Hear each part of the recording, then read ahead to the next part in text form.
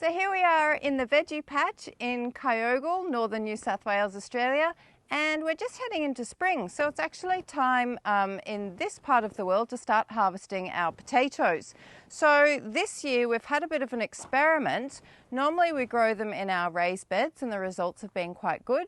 This year we wanted to free up a bit of space for other vegetables, so we've just bought these felt bags, I think just on eBay, and just had a little bit of an experiment to see how the potatoes grew in these. So we just filled them basically with a mix of sharp river sand, some compost and lots of straw, and I just placed 3 seed potatoes in the top in autumn, left them over winter. And you'll see here, this one you can see is still fairly green, but this bag here, I'll just bring it in a bit closer. So here you can see the plants are all starting to die back. So let's have a look and see if we've actually got a harvest. It'll be really interesting to compare. So I'll just remove the top layer of straw. Well, we've got a few. So you can see there's new baby potatoes just starting to form. But what I'm after is these potatoes here. So let's see how many we've got in one bag. There's some decent sized ones actually.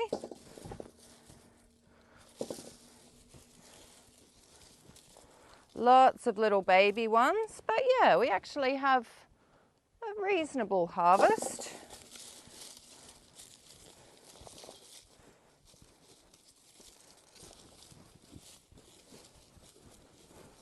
Just digging in a bit deeper. I think too, one of the mistakes I made, I didn't plant them deep enough. So there's a couple more there. And you can see how they form on the plant. Okay, so what I'll do, I'll tip this out. That would have been the original seed potato there. I think that's actually it for this bag. Oh no, there's a couple of ones down the bottom. So that's our harvest from one bag. So, okay, but not overly impressed. Again, I think perhaps the mix of compost wasn't strong enough, not enough nutrients, and I think also I needed to bury the potatoes a bit deeper. So this one's still got a few green plants, but we'll have a look anyway. But it is quite a bit easier to harvest in these bags, I've got to admit. So there's a couple of decent sized ones. I'm quite happy with those. That's a good example of a seed potato there. It's starting to sprout again. So when you've got those little sprouts, that's fine to place back in the ground for next season. But again, I can leave those in the pantry for a few months and then plant again in the autumn. So, a couple of smaller ones there.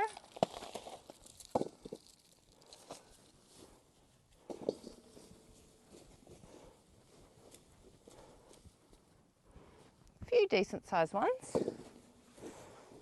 What I'm actually after is I've planted some blue and some purple ones as well, so hopefully I'll discover which bag those are in, because they did quite well for us in previous years. So there's another decent sized one there.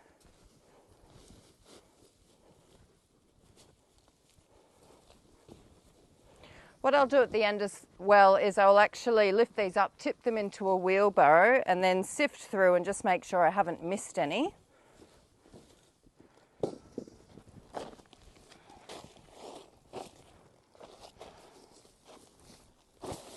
And let's have a look in here. I'd say these have started sprouting again.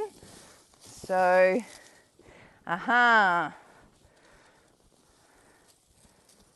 So that one there is actually one of the purple ones. You can see the purple stem and it's got tiny baby little purple potatoes on that. So I might put that aside and see if I can grow some over the summer.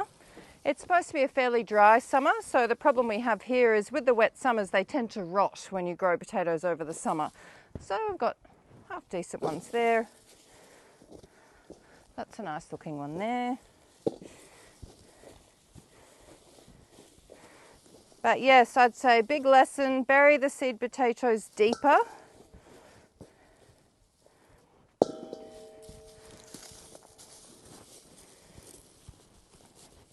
Here's a nice cluster. So you can see there are the new ones forming. There's some of our, again, this one's the purple one, just shooting.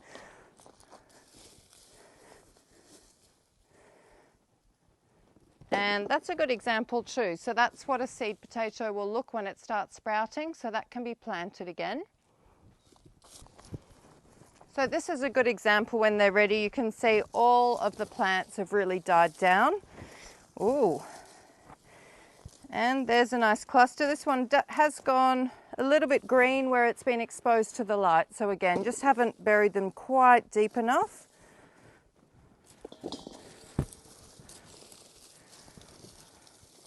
But there's a few nice ones in there.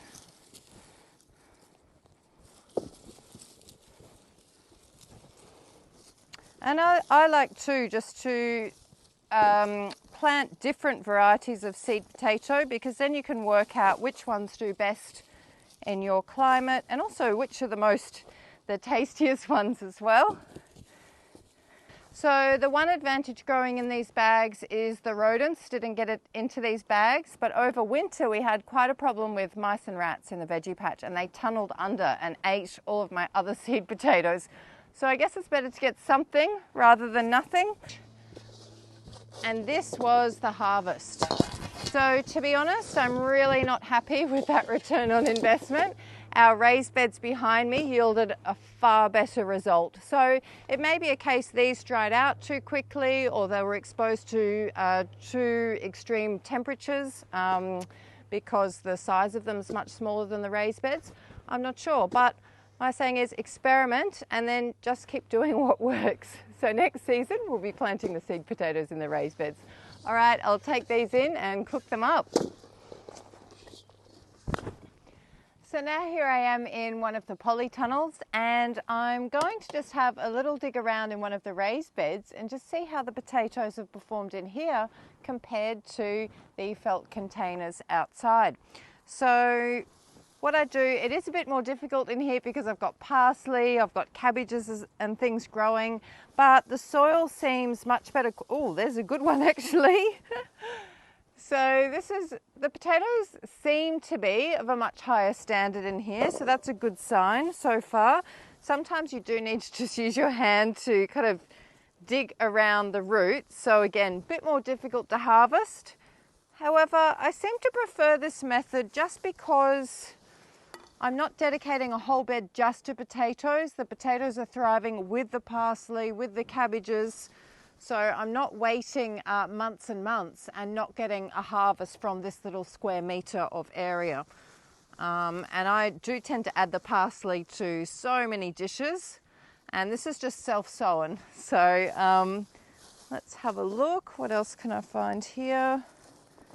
There's some ginger I've just dug up. There's another little potato there. So it's not quite as obvious. There's a potato plant there. Let's have a look. There's a little baby one that's come off. And let's just pull this out to have a look actually. Ooh. So there's the potato plant, and we've got a nice potato on the end there. And usually if you find one potato like that, it's worth just having a dig around, because often you'll be able, there's a rock actually. Often there's usually more around. But this method, it's a little bit more like a treasure hunt. So what have I got here? Oh my gosh. So that's a very decent sized potato. There's actually a lettuce that's gone to seed, so I just kind of tend to shake that around the veggie patch, and then I just get lettuces popping up as well. I like being a lazy gardener. So what's here? Nothing else in this corner.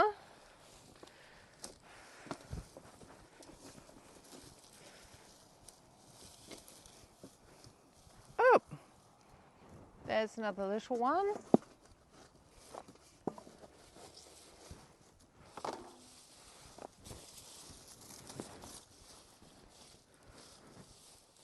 I'm just having a look too to see, oh, there's another potato plant there. Ah, and there's another little one. So they're quite nice, these ones. And usually, this method of harvesting, I always miss some. And that has its advantages because then next season, they just come up by themselves. Another just very small baby one there. I'll probably put that back in, to be honest, and let it form new potatoes next season. So I've got a cabbage here that's actually ready to harvest. Let's have a look. So there's a few in there, not that many, but they have been a fairly decent size. So it's a nice comparison anyway, just to see what's growing in the raised bed amongst all the other vegetables. So there's some of the other ones that I've harvested from the raised bed next to us here. So there's a nice little selection there. And I've got some different types of potatoes too, so I like to mix up all the different varieties. So there you have it, a little bit of a comparison. As I said, I do much prefer in the raised beds. However, if you're limited on space, then I still manage to get a harvest from the felt containers as well.